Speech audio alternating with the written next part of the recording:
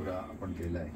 नाही, मी आज महंत अनिकेत शास्त्रींना शुभेच्छा द्यायला आलो होतो आणि माझी अशी इच्छा आहे की या लोकसभेच्या निवडणुकीत त्यांनी उमेदवार म्हणून यावं.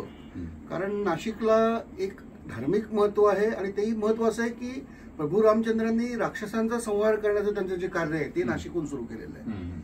आणि दुसरं म्हणजे विनायक दामोदर सावरकर, स्वातंत्र्यवीर सावरकर यांची ही कर्तृत्वभूमी आहे.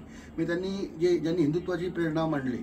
आणि महंत अनिकेत शास्त्री हे धार्मिक तर आहेतच, पण आज हिंदूंवर जे राजकीय जे अत्याचार होत आहेत, म्हणजे हिंदू समाजावर की 800 वर्ष बहुसंख्य असूनही गुलामगिरीत असलेला जो समाज होता त्याला जागृतीचं ते काम करतात आणि बहुसंख्याकांची सेवा करायचं काम करतात. आणि मुख्य म्हणजे नाशिक सारख्या ठिकाणी आता अंजनेरी पर्वताचा विषय असेल, त्याच्यावर शेकडो कोटी रुपये येऊन परत गेले, ते खर्च झाले नाहीत, त्याचा विकास व्हायला पाहिजे. एक ते कॉरिडॉर करता काम करतात, त्र्यंबकेश्वर नाशिक कॉरिडॉरसाठी. अशा योजना जर झाल्या तर एक धार्मिक स्थळ म्हणूनही त्याची प्रगती होईल आणि लाखो लोकांना यातनं रोजगार मिळेल. कारण आता तुम्ही जर काशी आणि याचं बघितलं तर धार्मिक पर्यटनामुळे स्थानिक लोकांचा विकास खूप मोठा झाला आहे. आणि या दोन्ही गोष्टींसाठी अनिकेत शास्त्रींनी पुढे यावं आणि त्यांची उमेदवारी जाहीर करावी अशी मी त्यांना विनंती करायला. कुंभमेळा सुद्धा आहे, कुंभमेळा सुद्धा आहे. आणि कुंभमेळ्याच्या एका हिंदू देशामध्ये एका मोठ्या हिंदू याला लोकांची जी त्रास होतो, तर मला वाटतं हे जरा इथे आले निवडून ते निश्चित अशी सोय करतील की कुंभमेळ्याला जी लाखो लोक येतात त्यांना सुविधा चांगल्या मिळतील. भगूरच्या स्मारकाची आपण भेट घेतली, जाऊन आलात का? काही आज काही विशेष? भगूरला मी नेहमीच जात असतो.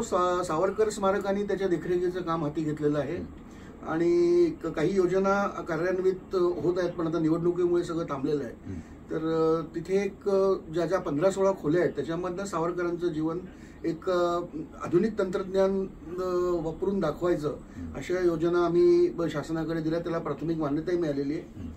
परंतु निवडणुकांमध्ये 5 कोटी रुपयांचा निधी सुद्धा मध्ये मंजूर झालेला होता, त्याचं काय झालं? पुढे काही नाही, 5 कोटी रुपयांचा निधी तो बाहेरच्या कामासाठी झाला, इथल्या नाही. अच्छा. तर ह्याला अजून त्याचं याला यायचं आहे, म्हणजे साधारण बजेट आता सबमिट होईल त्यांना. अच्छा, अजून झालं नाही. आणि अभिनव भारतचं काय? अभिनव भारतचं पण रिडेव्हलपमेंटचं चाललेलं होतं.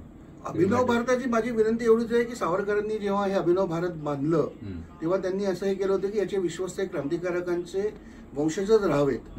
तर त्याच्यामुळे आता सध्या तिथे कोणी नाही आहे.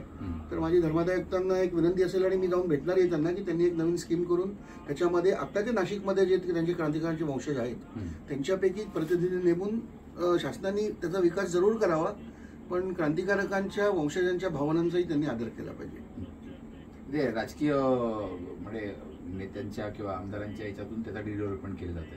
तुम्हाला त्याबद्दल तर काही विचारलं गेलं नाही? नाही, बघा, सार्वजनिक याच्यातनं, कारण हे अभिनव भारत एक राष्ट्रीय चळवळ होती, त्याचा विकास व्हायला पाहिजेच.